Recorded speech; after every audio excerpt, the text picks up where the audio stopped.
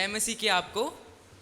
बाल दिवस यानी बेटे बेटियों का दिन, और हम क्रिश्चियंस के लिए परमेश्वर के बेटे बेटियों का दिन।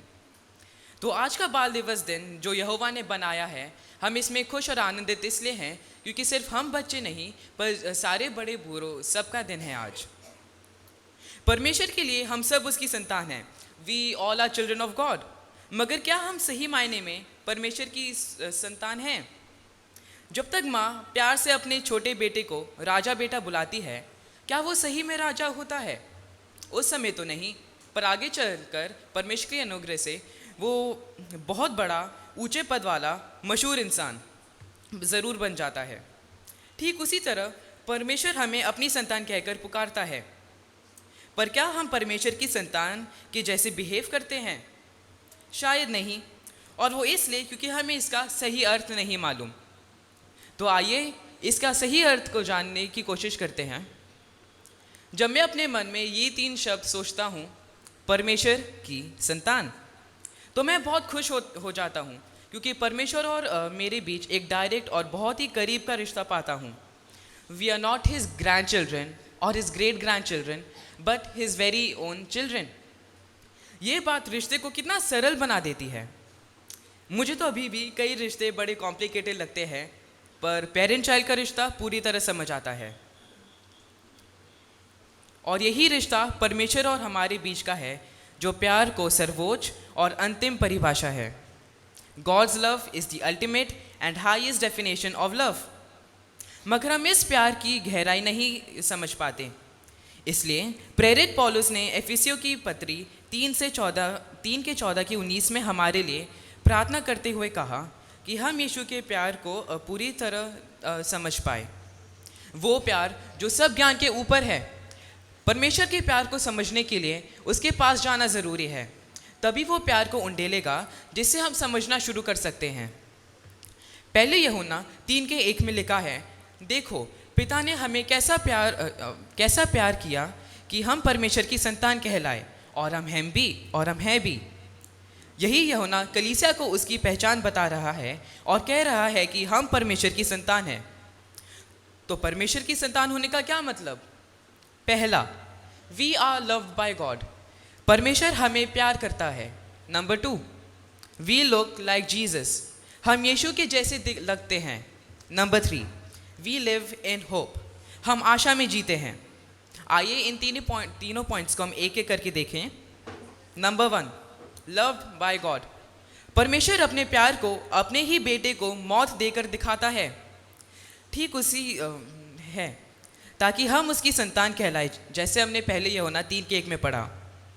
एफिसियों 2:3 में यूँ लिखा है, इनमें हम भी सबके सब पहले अपने शरीर के लालसाओं में दिन बिताते थे और शरीर और मन की इच्छाएं पूरी करते थे, और अन्य लोगों के समान स्वभाव ही से क्रोध की संतान थे।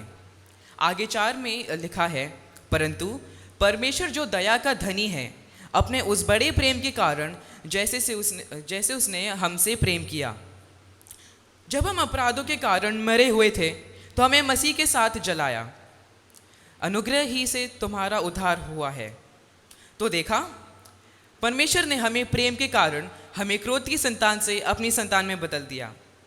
इस बात को समझते हुए प्रेरित यूहन्ना ने 1:12 में कहा, परंतु जिन्होंने उस ग्रहण किया उसने उन्हें परमेश्वर की संतान होने का अधिकार दिया, अर्थात उन्हें जो उसके नाम पर विश्वास रखते हैं। वह ना लहू से, ना शरीर की इच्छा से, ना मनुष्य की इच्छा से, परंतु परमेश्वर की उत्पन्न हुई है। This is an open invitation that God gives to us, and this invitation becomes our right. Child of God, that is who we are. Number 2, we look like Jesus. हर बच्चा अपने माँ बाप के जैसे होता और दिखता है। देखिए पहले यूहन्ना 3:2 में क्या लिखा है, हे प्रियो, अब हम परमेश्वर की संतान हैं और अभी तक हमें प्रकट नहीं हुआ कि हम क्या कुछ होंगे। इतना जानते हैं कि जब वह प्रकट होता है तब हम उसके समान होंगे, क्योंकि उसको वैसा ही देखेंगे जैसा वो है। यहाँ प्रेरित यूहन्ना कहते हैं कि जब वो यीशु मसीह दोबारा आएगा तो हम उसे भी एक महिमामय रूप मिलेगा जो यीशु के रूप से मिल खाएगा, और तभी हमारा उद्धार पूरा होगा।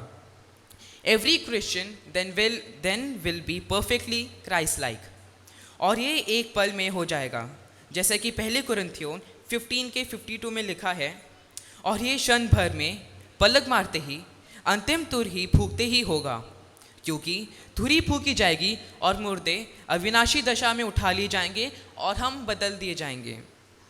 दूसरे कुरिन्थियों 3 के 18 में लिखा है, परंतु जब हम सब के उखाड़े चेहरे से प्रभु का प्रताप उस प्रकार प्रकट होता है जिस प्रकार दर्पण में, तो प्रभु के द्वारा जो आत्मा है हम उसी तेजस्वी रूप में अंश अंश करके बदलते जाते हैं। इससे हम ये समझते हैं कि अपने संतान बनाने के बाद परमेश्वर हमें शुद्ध और सिद्ध, प्योर एंड परफेक्ट बनाने का काम शुरू करता है। यीशु के अलावा दूसरा और कोई शुद्ध और सिद्ध नहीं है। Number 3, we live in hope. हम आशा में जीते हैं। परिवार हमेशा एक साथ रहता है और यही आशा हमारी भी है कि एक दिन हम भी अपने पिता के घर में एक साथ रहें। तब तक पृथ्वी पर हमारे शुद्ध और सिद्ध होने का काम चल रहा है। तब तक स्वर्ग में यीशु हमारे लिए जगह तैयार कर रहा है, जैसा कि यूहन्ना 14 के 2 से 3 में लिखा है, मेरे पिता के घर में बहुत से रहने के स्थान हैं, यदि ना होते तो मैं तुमसे कह देता, क्योंकि मैं तुम्हारे लिए जगह तैयार करने जाता हूँ। और यदि मैं जाकर तुम्हारे लिए जगह तैयार करूँ तो फिर आकर तुम्हें अपने यहाँ ले जाऊँगा, कि जहाँ मैं रहूँ वहाँ तुम भी रहो। हर इंसान, चाहे वो कितना ही बूढ़ा क्यों ना हो, आखिर में परमेश्वर की संतान ही है। तो आइए इस चिल्ड्रंस डे को हम बराबर जोश और आनंद से मनाएं। प्रभु हम सभी बच्चों पर आशीष दे। आमीन।